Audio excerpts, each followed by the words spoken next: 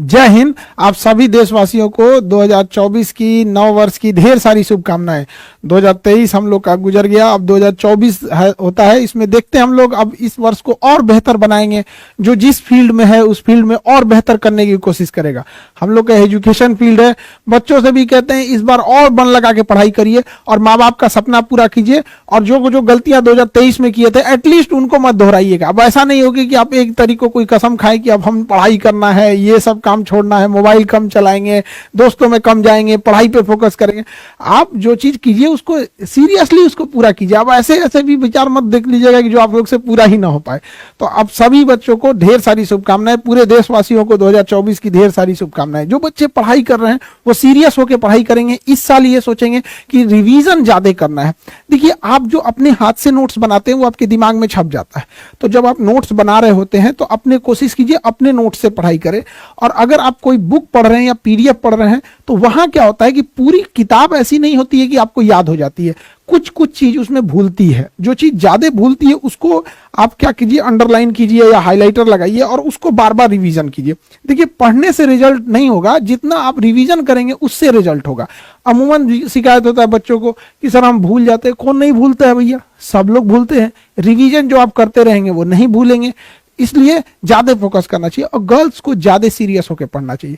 क्योंकि गर्ल्स के साथ क्या है ना कि समाज भी बड़ा वो होता है, पेट्रियोटिक सोसाइटी है। बच्चों को पढ़ने के लिए लड़कों को तो ज्यादा समय मिलेगा, लड़कियों को समय कम देते हैं लोग वहां पे। और अगर आप एक बार फेल हो गई तो गार्जियन आपको दोबारा मौका नहीं देगा बल्कि शादी करा के भेज देगा यहाँ पे। तो बहुत समस्या होता है लड़कियों के साथ। अब जो लड़कियां होंगी वो इस चीज को पर्सनली फील कर रही होंगी क्या तकलीफ होता है। गार्जियन उन लड़कियों से पूछते हैं 6 महीना भेजे नहीं पढ़ने के लिए, कब होगा, इतना दिन से तैयारी कर रही हो, कितना समय लगेगा, उनका बेटा का नौकरी हो गया। उनके ये बड़ा तकलीफ देता है एक बच्चों को, चाहे वो लड़का हो या लड़की हो, बड़ी तकलीफ देता है। सपना टूटता है जब बच्चे आते हैं पढ़ाई की उम्मीद लेके।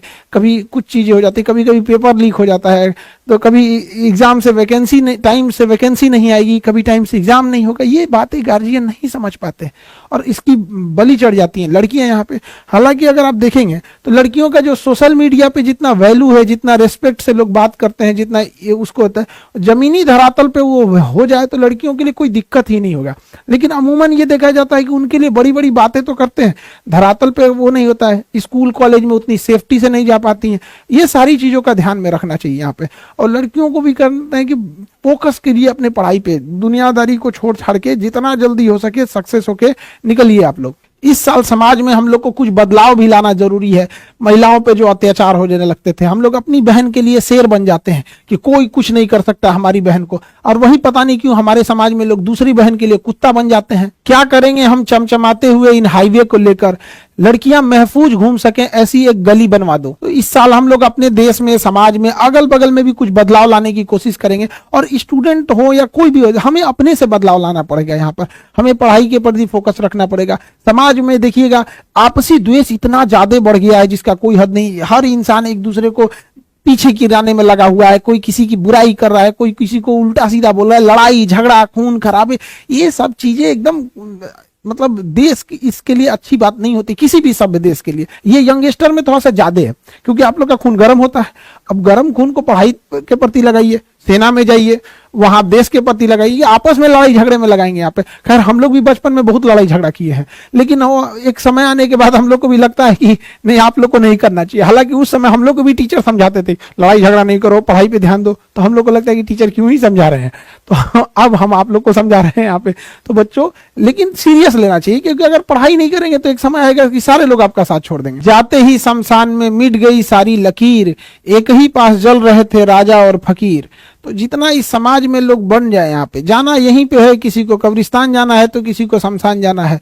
दोनों हाथ से बटोरने में लगे हुए हैं हम लोग खाली हाथ जाने के लिए। हम लोग के समाज में ना आचार्य रजनीश थे, अब तो नहीं रहे।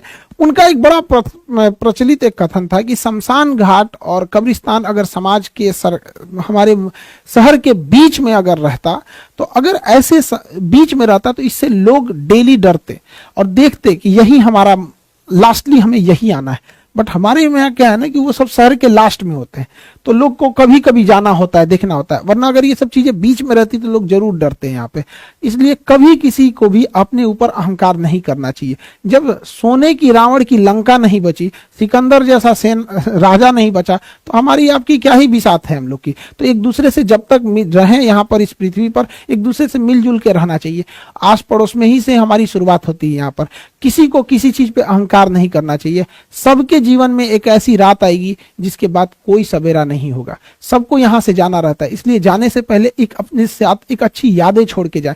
हमारे साथ जो जैसे विवेकानंद हुए, एपीजे अब्दुल कलाम, अटल बिहारी वाजपेयी, ऐसे लोग हैं। अब ऐसा हम नहीं कह रहे कि सारे लोग इतने महापुरुष हो सकते हैं, जैसे ये लोग हैं पूरे देश के लोग नाम लेते हैं। एटलीस्ट इंसान उतना तो हो सकता है कि उसके मोहल्ले वाले कम से कम उसका नाम ले सके। यहाँ पर पूरे देश लेवल के लिए हर एक मानते हैं कि सब लोग विवेकानंद नहीं, सब लोग अंबेडकर साहब जैसे नहीं हो सकते, एटलीस्ट समाज के लिए तो रोल मॉडल हो सकते हैं यहाँ पे। तो कोशिश करें हम लोग कि अपने परिवार, एटलीस्ट समाज के लिए, मोहल्ले के लिए तो रोल मॉडल बन सके हम लोग। जिंदगी को ना एक लूडो की तरह पे समझेंगे तो काफी आपको सीखने को मिलेगा। हम लोग जब लूडो खेलते हैं ना तो उम्मीद करते हैं 6 आएगा, लेकिन 1 भी आता है ना तो चलना पड़ता है। जिंदगी में भी यही होता है, उम्मीदें बहुत होती हैं, थोड़ा भी मिलता है तो चलना पड़ता है हम लोग को। कई बार आप देखिएगा ना लूडो में एकदम आखिरी में जाके आप कट जाते हैं, एकदम एकदम आखिरी वाले में भी, लेकिन क्या कीजिएगा, फिर से एक नई शुरुआत करनी पड़ती है इंसान को। जिंदगी में भी ऐसे ही होता है, कभी कभी एकदम मंजिल के पास जाने के बाद आदमी बिखर जाता है, लेकिन क्या होगा, जिंदगी रुकती तो नहीं है, फिर एक नया सवेरा होता है, फिर एक नई शुरुआत करते हैं। और जिंदगी में भी कभी कभी क्या होगा ना, एक ऐसा भी मोड़ आता है ना, जब लूडो में भी देखिएगा आप, एक समय ऐसा आएगा ना कि जब आपके पास 6 आएगा लेकिन उसकी कोई जरूरत नहीं रहेगी, फिर उसमें आपको कम की जरूरत रहती है। कभी कभी ऐसा होता है ना लूडो में कि हाँ 2 आएगा तो हम पास हो जाएंगे, बट उससे ज्यादा आ जाता है। जिंदगी में भी एक दौर ऐसा आएगा ना जब इंसान के लिए पैसे वैसे की कोई महत्व नहीं रह जाएगी यहाँ पर, फिर इंसान सुकून शांति ढूंढने लगता है। तो हमें भी अपने छोटी छोटी चीजों से सीखनी चाहिए कि बहुत चीज नहीं है ये पैसा, धन दौलत, ये सब चीज।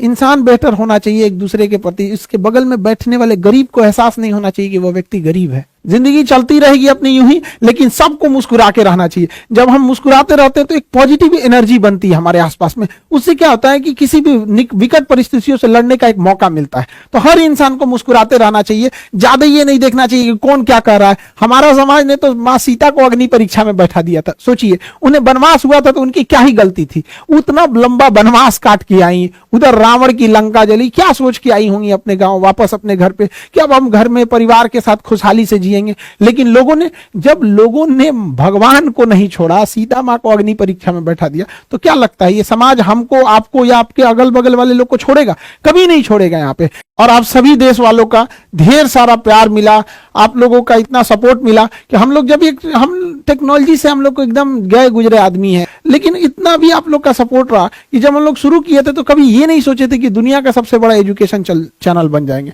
तो 0 से लेके 22 मिलियन तक जितने लोगों का साथ रहा, सब लोग को तहे दिल से धन्यवाद। और सारे देशवासियों को नए साल की ढेर सारी शुभकामनाएं। आप लोग का, हमारी भी पूरी कोशिश रहती है, हमारी कई लोग की शिकायत भी रहती है कि सर अब वीडियोस उतने कम आ पाते हैं। देखिए बहुत क्लासेज होता है, हम लोग खुद परेशान हो जाते हैं, घर जाने का टाइम नहीं मिल पाता, इतना क्लास हो जाता है।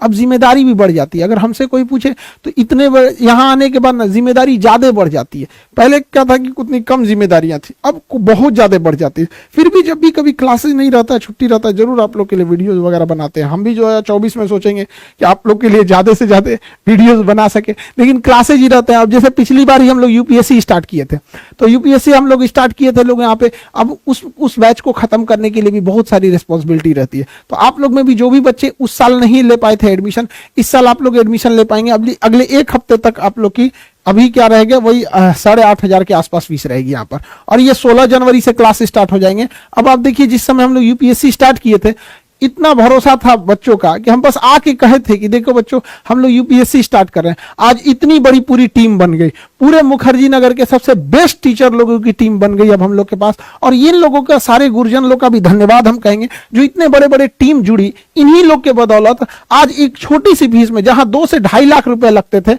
आज 8 साढ़े 8 हजार में आज इतनी बड़ी टीम लेके आप पढ़ाई कर सकते हैं यहाँ पे, और घर बैठे पढ़ सकते हैं। बहुत सारे ऐसे लोग होते हैं जो दिल्ली नहीं जा सकते, जो एफोर्ड नहीं कर सकते, उन लोगों के लिए तो जो पिछले मौके में नहीं मिल पाए थे, अब उन लोग के लिए मौका है। ये एकदम आप लोग इसको इनरोल हो गए, 1 हफ्ते तक इसमें एडमिशन स्टार्ट रहेगा आप लोग का, 16 तारीख से इसका क्लास स्टार्ट हो जाएगा यहाँ पे।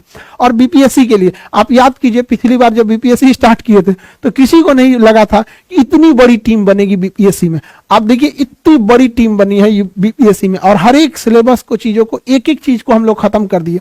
खत्म करने के बाद उसका अलग से रिवीजन बैच दिए उसी 4,500 रुपए में।